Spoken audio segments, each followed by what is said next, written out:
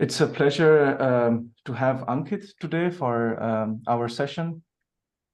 So Ankit recently started as a research scientist at the Boston Dynamics AI Institute.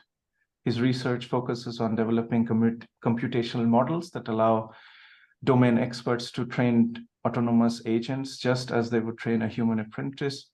Previously, Ankit was a postdoctoral researcher at Brown University in Rhode Island with Professor Stefanie Tellex and George Konidaris. Ankit completed his Ph.D. at the Interactive Robotics Group with Professor Jule Shah at MIT in Boston. So I will stop sharing now, and Ankit, the floor is all yours.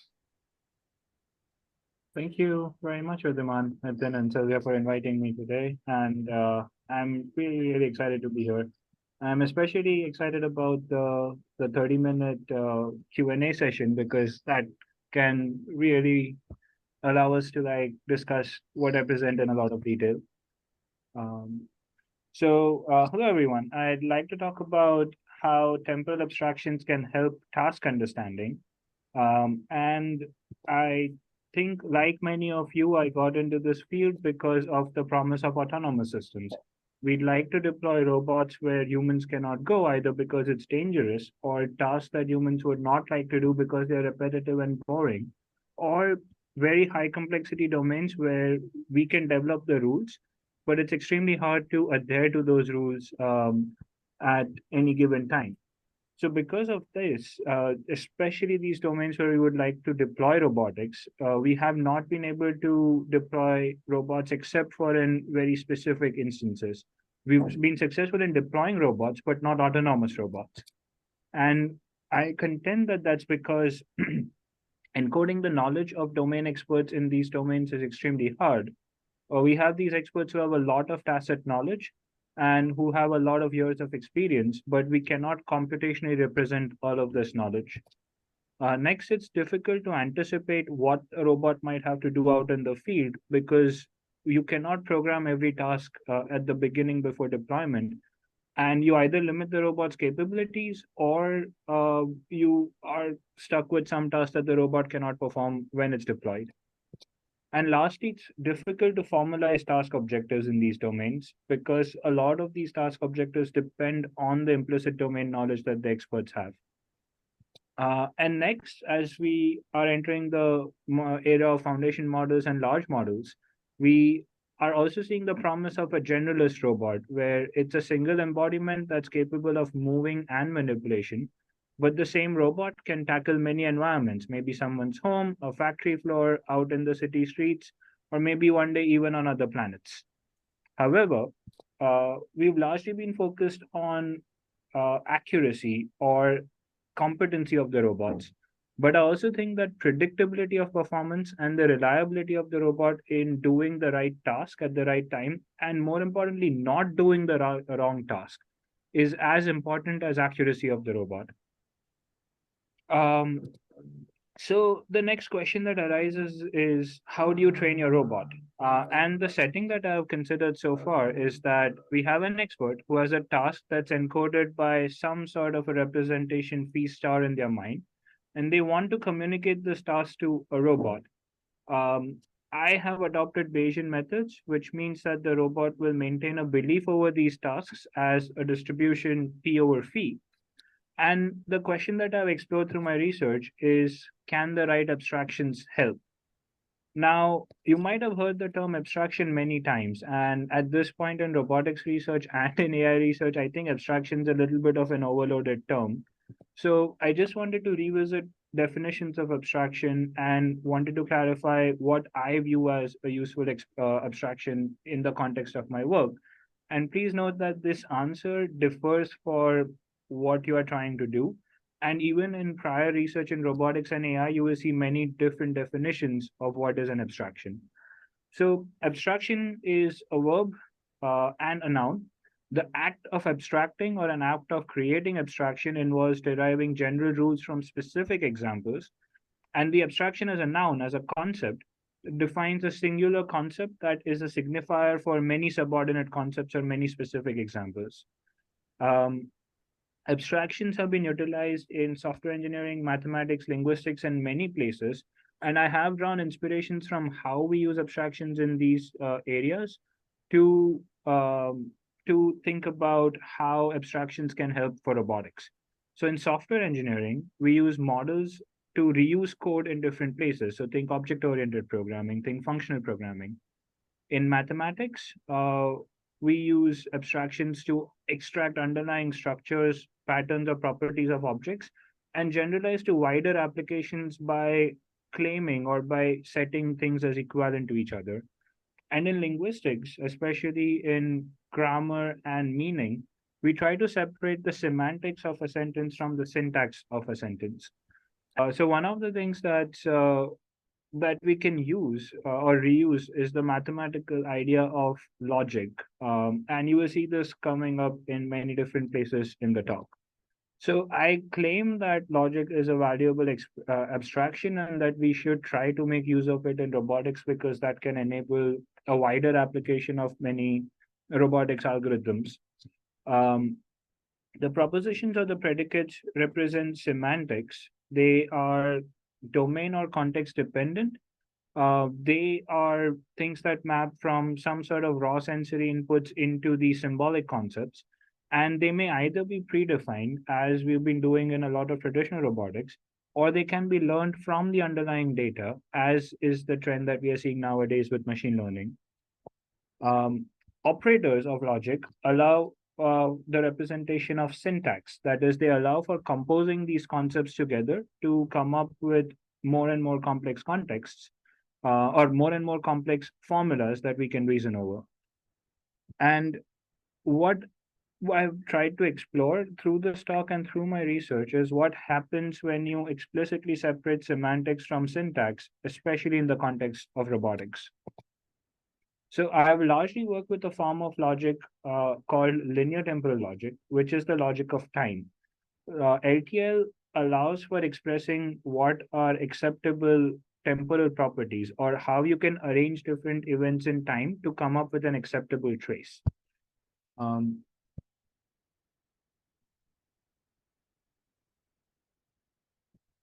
and LTL is defined using the following recursive grammar. So you see here your atomic propositions represented by A. You'll also see some of your familiar logical operators, so not and or, and they have the same meaning that they have in regular binary logic that we learned in Introduction to CS or maybe even earlier. But in addition to these propositional operators and propositional symbols, we have these temporal operators next and until in the definition, and then shorthand operators called eventually and globally. And these can help us express pretty complex properties or temporal specifications, as we'll see in just a few slides. So first, I just wanted to show you what the semantics of eventually and globally are. So eventually A means that the property A must be satisfied at least once from now till positive infinity. And if A never becomes true, the formula eventually A is not satisfied. Inversely, globally A means that the property A must always be satisfied, and there must not be even a single time instant where the property A was dissatisfied. And lastly, we have the binary operator until. So A until B specifies that till B becomes true at some point in the future, and B must become true at some point in the future. Till that point in time, A must remain true, but after that, the values of both of these propositions are unconstrained. So let's see how you can express some properties in LTL.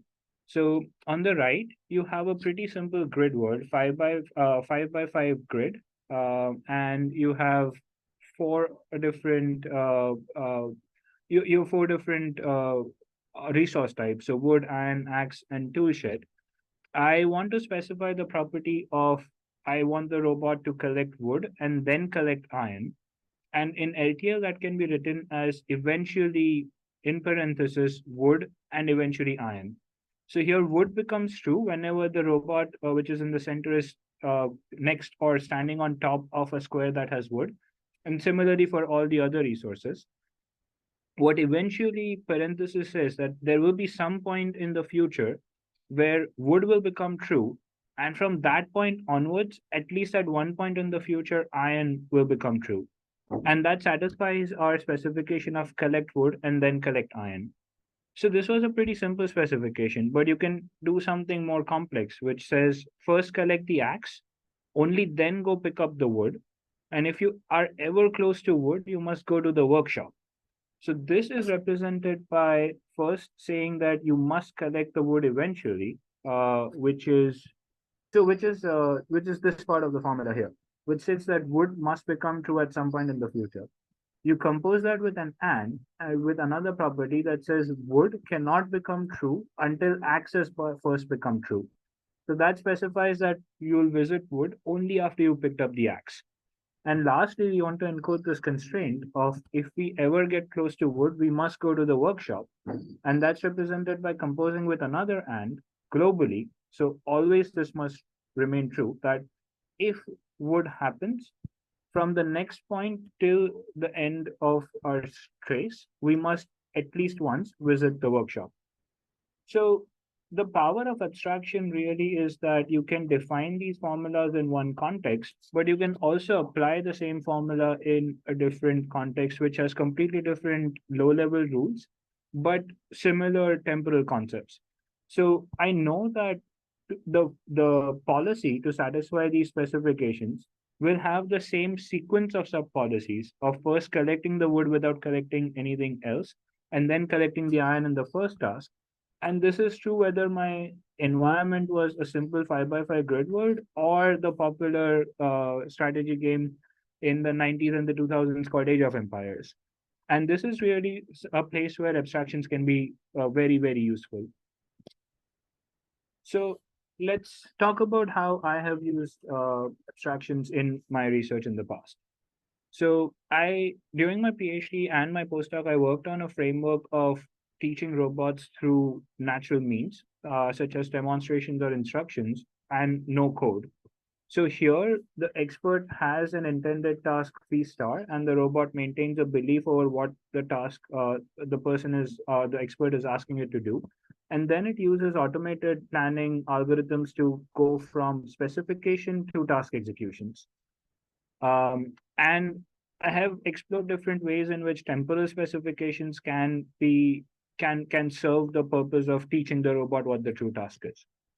So the first one is LTL can compactly represent users' intentions. As we just saw earlier, we can convert these language intentions into specific LTL formulas, which provide unambiguous semantics of whether something is true or false.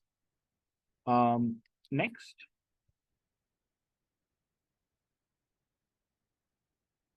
LTL can provide as a reward scaffold for an autonomous agent. So these represent long horizon tasks which can be broken down into subtasks, and LTL provides a way of giving that scaffold to the robot so that it doesn't actually have to solve a long horizon reinforcement learning problem.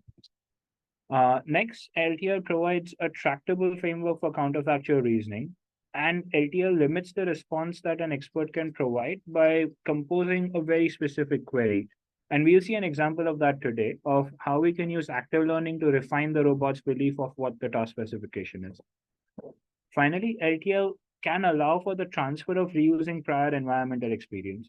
So let's say you are operating in the same environment with different tasks, but the subtasks are similar across many different tasks. Because LTL can help you formalize how a particular action changes the environment, you can reuse that action whenever you see a new task, but with a similar task structure. And finally, LTL assisted learning can help in formalizing the user's intent that has been expressed to the robot through ambiguous means such as demonstration or language. And that's the work I explored in the past of using demonstrations to come up with a belief over specifications, and more recently of translating natural language commands into an LTL specification. So today we'll largely be focusing on three aspects of this. So how can LTL limit responses that an expert can provide? How can LTL provide a tractable framework for counterfactual reasoning about specifications? And how can LTL assist in learning and formalizing a user's intent through language? So the first part of this talk focuses on specification inference by asking questions through active learning. And in this setting, it's the same framework of the expert teaching a robot, but the expert can interact with the robot through two modalities. The first is that the expert or the teacher can directly provide demonstrations of how to perform the task. Next, the teacher can provide an assessment. So the robot conducts a task, and the teacher's assessment is whether the task execution was acceptable or non-acceptable. Next, we utilize iterative Bayesian inference. So the previous posterior of the robot becomes a prior for the new iteration of learning. And lastly, the robot decides how or what questions to ask or what executions to conduct so that the user's assessments are the most useful for the robot to refine its specification. And lastly, once the specification of the robot has been frozen, we want a way to deploy this into task executions. And this is done using the punch formulation that we developed earlier, where the robot can plan with the belief over LTL specifications rather than a single LTL formula. So how does this look in practice? First question is, how do you plan over a belief of LTL formulas? And the answer is we compile the non-Markov rewards that are represented by a single LTL formula or a belief of over LTL formula into a reward machine. And I'll just quickly walk you through an example. So let's say I have a specification that is avoid placing the fork, place the bowl, and place the dinner plate before the bowl. In LTL, that's represented by this formula over here. And each LTL formula can be converted into a Bucci automaton. In this case, this automaton represents the progression states of the formula. So in the beginning, you start here where you have to do the whole formula. If you either place the fork or you place the bowl before placing the plate, you immediately fail the task. If you place the fork, if you place the plate, from that point onwards, you just have to place the bowl and not place the fork to succeed. So that's representing the state here. From this state, if you place the fork, you fail again. But if you place the bowl, you've completed the task and you reach a state where your task is successful. So this is one specification. Let's say your belief contains two specifications. The second specification only requires you to avoid placing the fork and eventually place the plate on the table. In this case, the bowl is not a factor, and it's a much smaller automaton here, which says eventually fork and globally not fork and eventually bowl. And I'm sorry, this was supposed to be a bowl over here. And this is an automaton with three states, similarly having a failing state and a successful state. So how do you plan with these two formulas together if my belief is that the first formula is true with a probability of 0.3 and the second formula is true with a probability of 0.7? So a naive way of solving both of these together is to actually take a cross product of each of these automatons, an automaton product, which has 12 states. But if we look closely, we know that the first formula cannot succeed if the second formula has failed.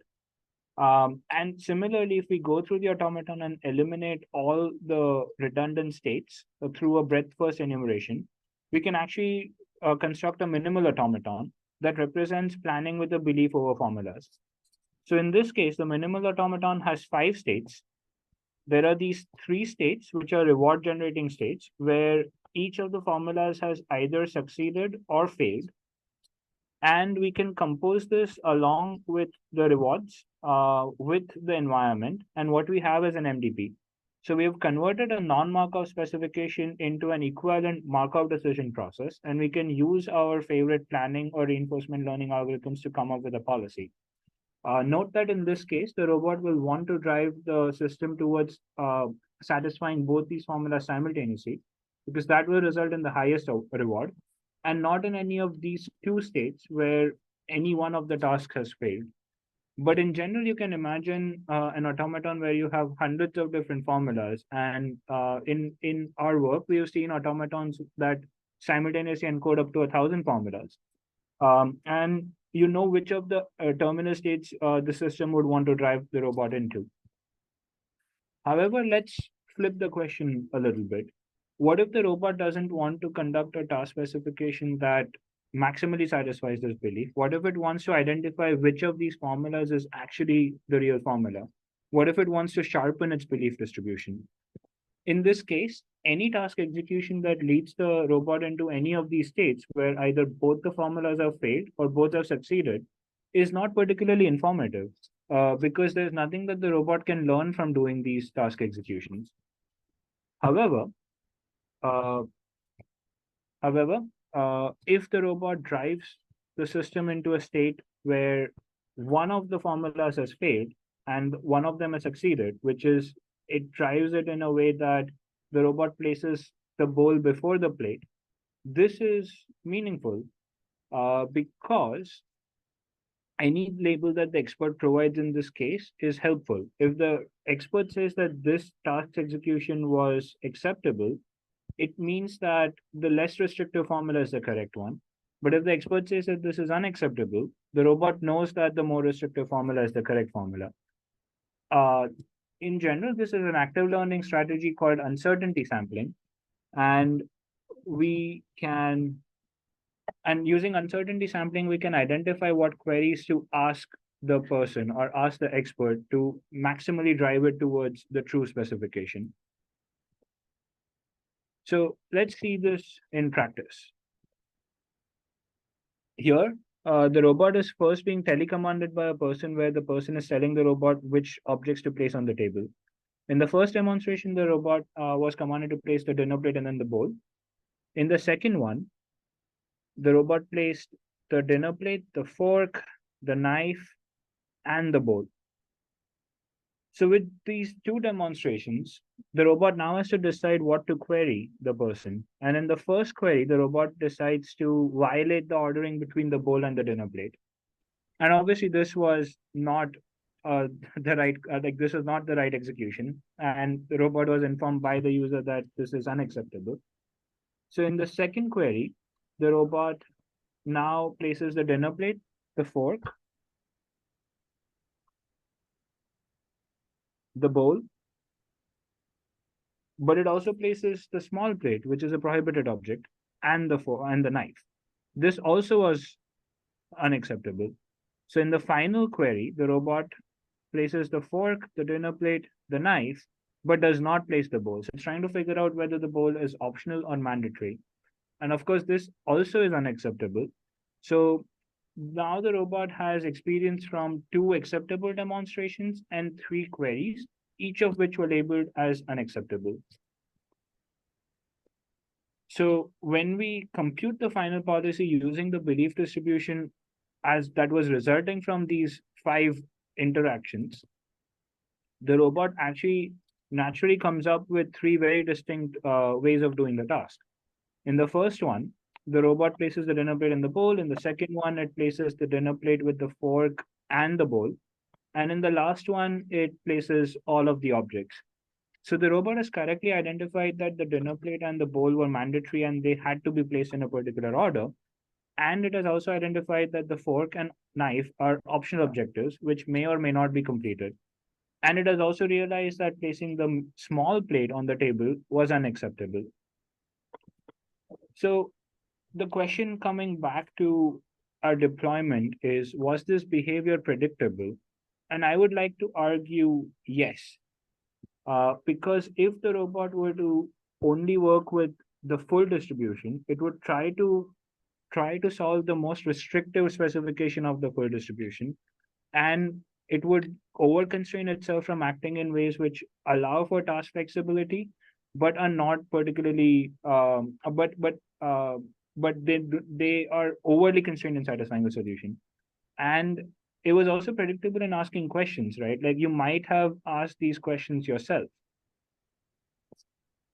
So that concludes our discussion on how LTL can provide a tractable framework for counterfactual reasoning and how LTL can limit the responses that an expert can provide by properly framing the questions and the structure of the answer. And before we move on to the next part of the talk, which talks about how we can encode language into LTS specifications, I'd like to pause here to see if there are any questions. I think I can go ahead with the talk. Right. So next part of this talk focuses on how can LTL assist in learning or formalizing the user specifications. So during my postdoc, my advisor Stefanie Tellex has set us a challenge that why is it that we cannot unbox a drone in a new city, download some semantic map of the city from OpenStreetMap, and have the robot execute semantic commands such as go to the store on Main Street, but only after visiting the bank? Like, why is the robot not able to do that? And she set us a challenge of trying to accomplish this task of following these commands zero shot in a new city.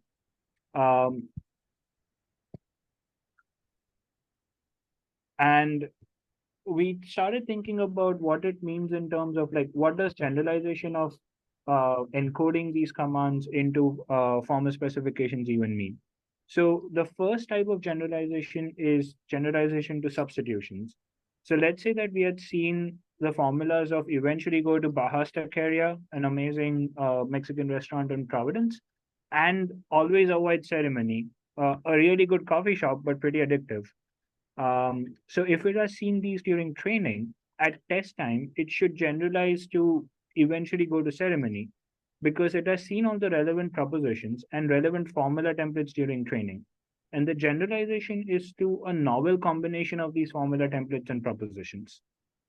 Next is generalization to unseen vocabulary. So let's say the robot has seen the specifications of eventually going to Bajas and always avoiding the Kennedy Plaza in Providence. But now I unbox the drone in Boston and I want the robot to go to Beantown Taqueria. I wanted to go to George Howell's Cafe and I wanted to avoid Copty Square. Here, the formula templates were seen during training, but the propositions were new. So this is generalization to novel propositions that were never seen during training. Next, paraphrasing. So here I've seen during training go to Copty Square, but at test time, the command has been modified to say reach Copty Square. So here formulas and propositions were both seen during training, but I want to generalize to novel ways of phrasing a command in natural language. And lastly, we talk about generalizing to completely unseen formulas. So at training time, the robot has seen eventually go to Copy and eventually go to Howard Square.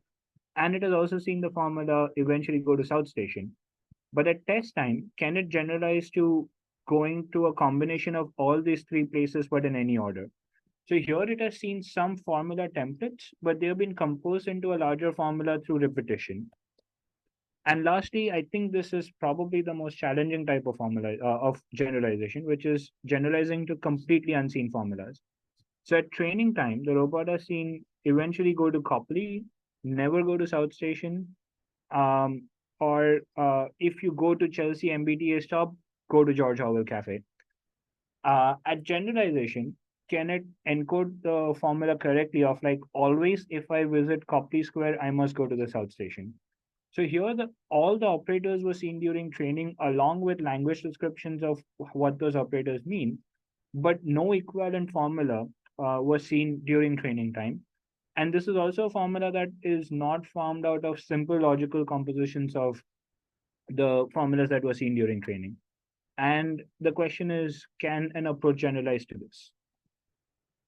So before I go into the test, I want to talk about the architecture of the system we propose. So we developed what's called lang to LTL or language to LTL, which is a modular system that decomposes the task of encoding a given command into an output LTL formula as three subproblems.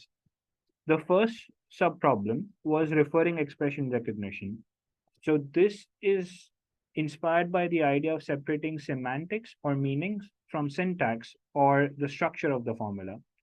In the first part, in doing referring expression recognition, we want to extract referring expressions that refer to particular locations in the command that was given. So if my input command was go to the store on Main Street, but only after visiting the bank, I need my system to realize that it's talking about two locations, the store on Main Street and the bank. And referring expression recognition extracts these substrings and creates a library of this of these referring expressions that were there in my command. We do this using LLMs because we observed that large language models were actually really good at extracting references to locations in our input commands. Next, we ground these referring expressions to real propositions or real locations in the map, which we obtain using a semantic database. So let's say I had a database of many different locations in the city, Walmart, Chase, and many others. And each of these locations and their semantic information were embedded in a latent vector using large language models again. So what I could do is I have my referring expression, I compute the embedding of that referring expression and check the database for which of the embeddings it's closest to. And that creates a proposition and symbol map. So I know that the store on Main Street was referring to the Walmart, and it is represented by a placeholder proposition A from here onwards. The bank is referring to Chase, which is going to be referred to by the propositional symbol B. Next, I use this map to replace my input command with purely the placeholder symbols. So now my command goes from go to the store on Main Street, but only after visiting the bank. It gets transformed into go to A, but only after visiting B. And we have a symbolic translator that translates symbolic commands into a symbolic formula. And to do that, we were using a learning-based approach where we collected a huge database of symbolic commands and their resulting symbolic formulas. And we tried many different architectures. So we tried fine-tuning LLMs, we tried tuning transformer models from scratch. We also tried some of the older sequence-to-sequence translation frameworks.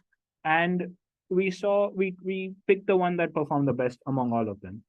But the important part is once we have separated the identification of referring expressions and we've derived the symbolic formula, we just needed to go back to the proposition and symbol map to come up with our output formula.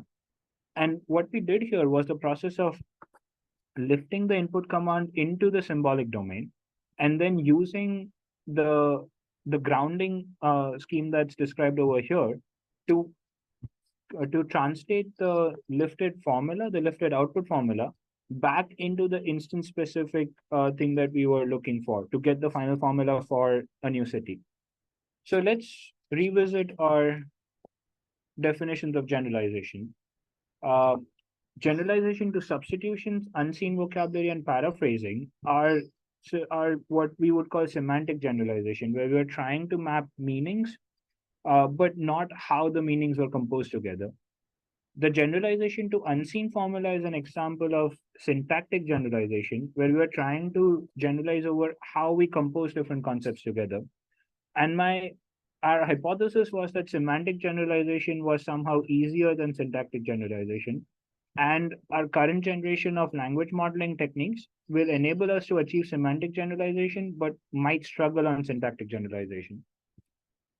In terms of our design decisions, we allowed for generalization, or we designed for generalization to substitutions using data augmentation, where we took each symbolic command in our database and permuted the order in which the symbols occurred in the command. So that should be able to handle any order of reference expression extraction that was seen at test time. To handle unseen vocabulary, we use this process of lifting and grounding to the symbolic domain and then grounding to the instance specific things that we were doing. And while we were able to design for substitutions and unseen vocabulary, we tried to test empirically for a generalization to paraphrasing and generalization to unseen formulas by very rigorously conducting data contamination checks. So we made sure that at test time, none of the utterances that we saw at test time were a part of the training data set. But more importantly, we used logic manipulation tools to ensure that whatever formulas we were testing on at test time were also never seen during training time. And we were able to construct test sets that were explicitly testing for paraphrasing for unseen formulas but of templates, or unseen formulas of completely new templates. So what did we see? That represents the three test sets over. That represents the three test sets over here, like utterance, which is generalization to different paraphrasing, formula, which is generalization to different lengths but of scene templates, or type holdouts, which was formalization to completely unseen, what generalization to completely unseen formulas. So we saw that using LLMs, especially fine-tuning LLMs, was really beneficial to allow for generalization to paraphrasing.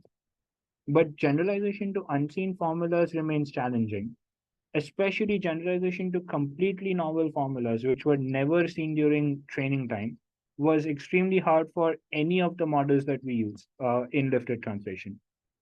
And here I'm going to speculate a little bit. So whatever you see in blue is uh, whatever you see in blue next is something that I'm speculating on. So I think that LLMs allow for generalization to paraphrasing because when I embed the commands, the embeddings of similar meaning sentences were similar and clustered together in the latent space of the LLM. And what the LLM was doing was essentially learning to classify this template to a particular formula type, either through attention mechanism and in context learning, or by fine tuning.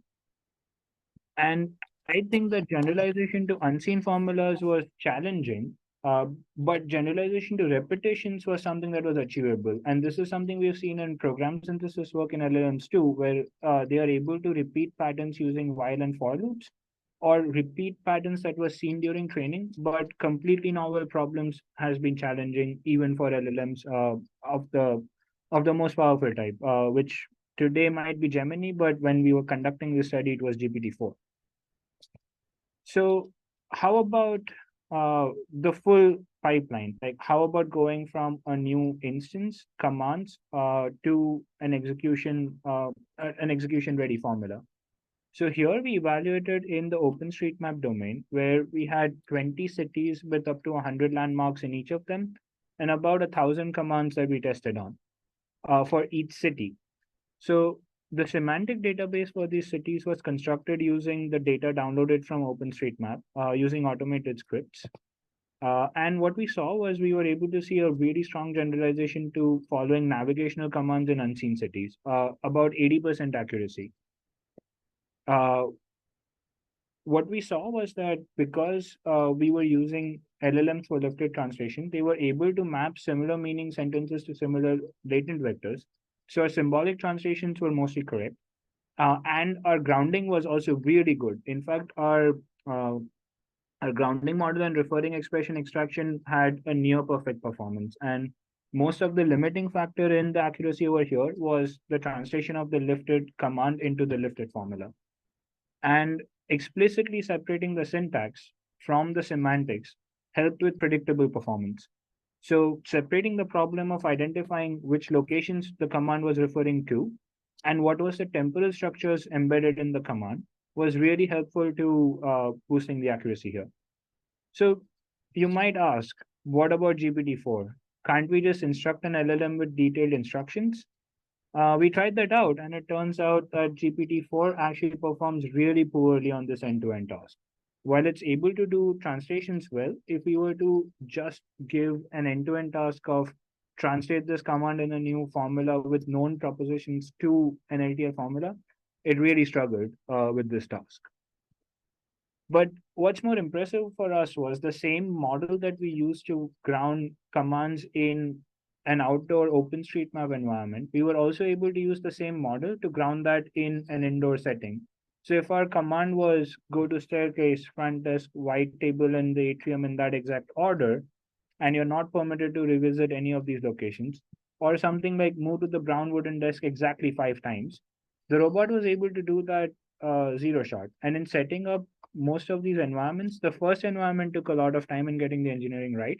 But the same code, we were able to deploy it in a new floor within a matter of a couple of hours by just constructing the pose map and coming up with a semantic map.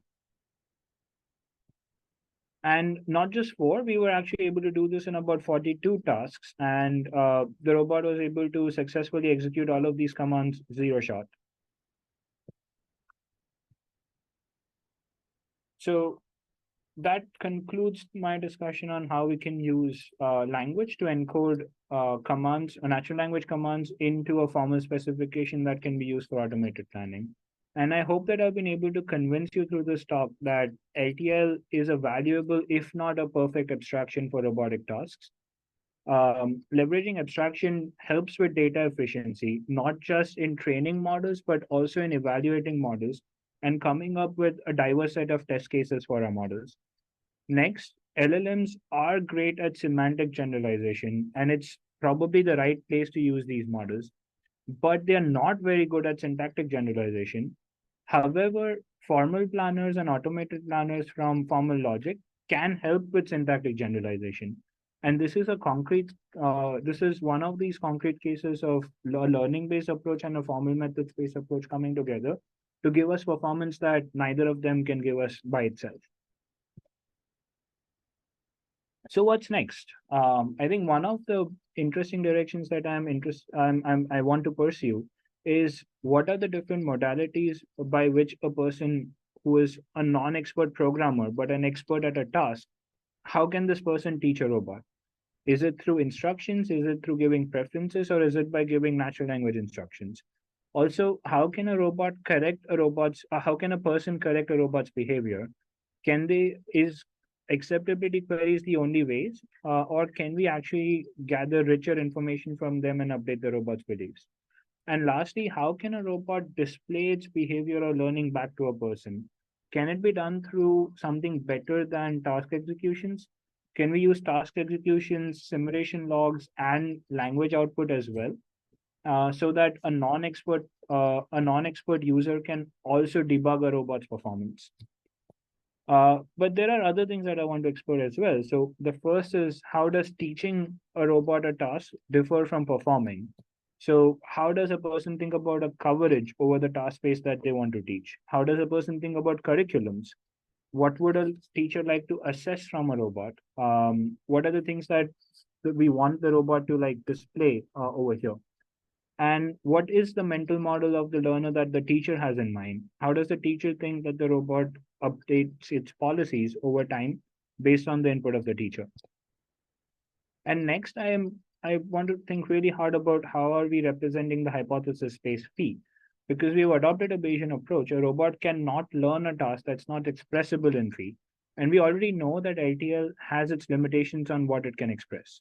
So this is a question of, can we come up with a formal language that's expressive enough for all the tasks that we want to do?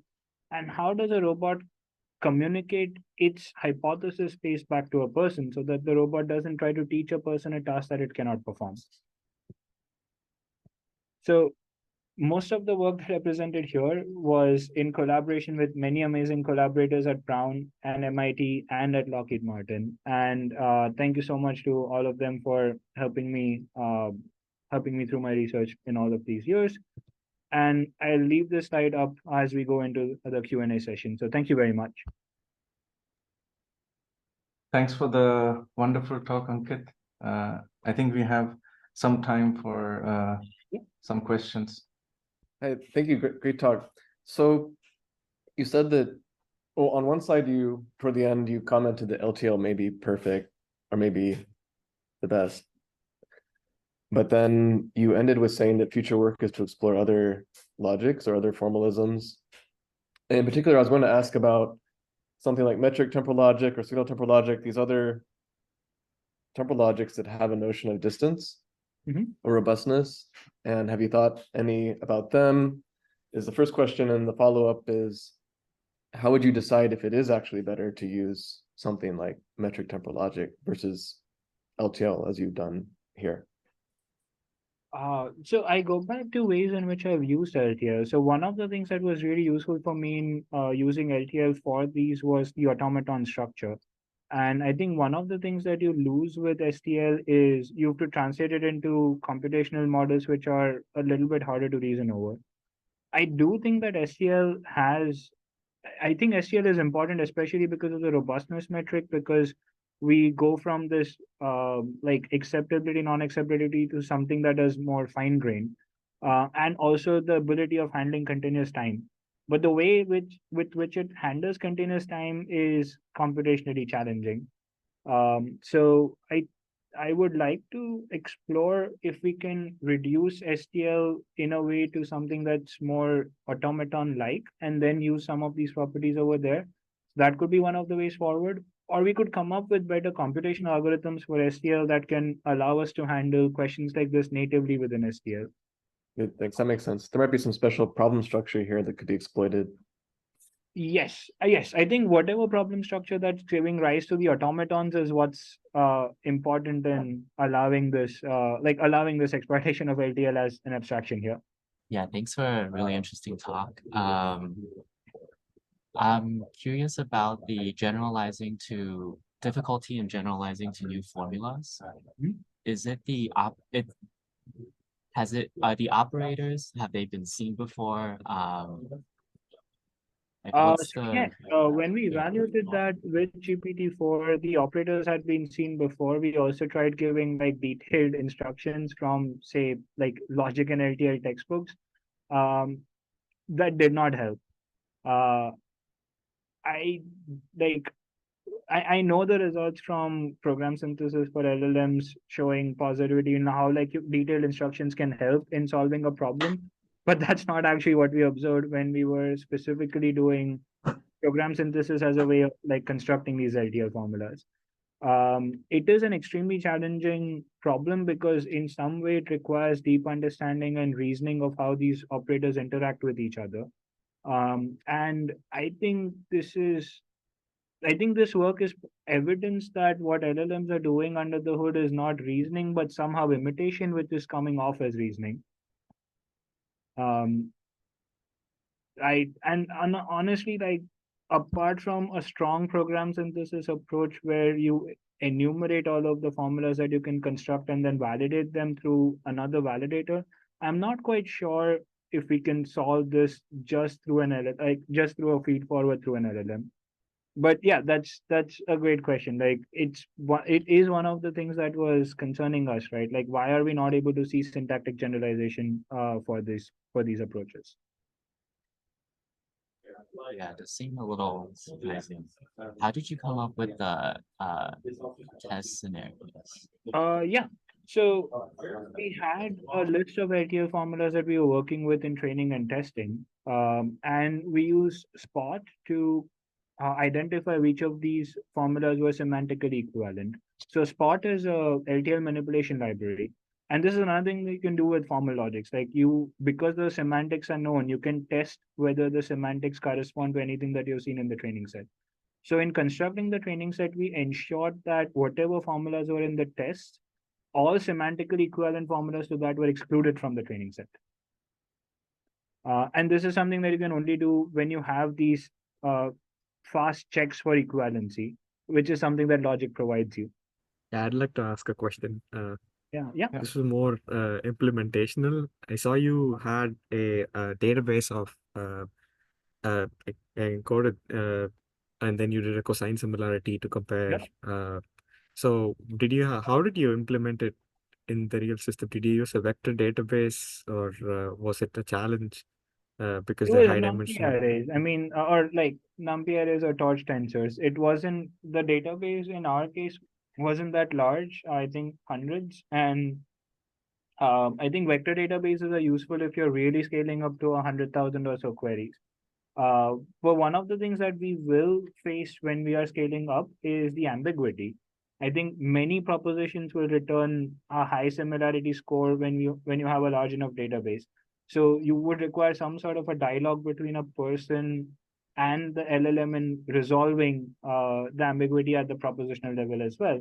Actually, that's something where uncertainty sampling based active learning can help. But yeah, in terms of implementation, this was a very simple, like a vectorized operation and a cosine similarity with that. Cool, thanks.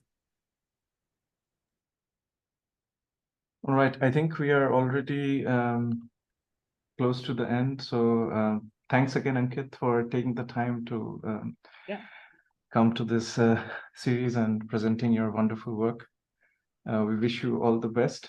Thank you. So thanks everyone for joining today, and see you in some other session.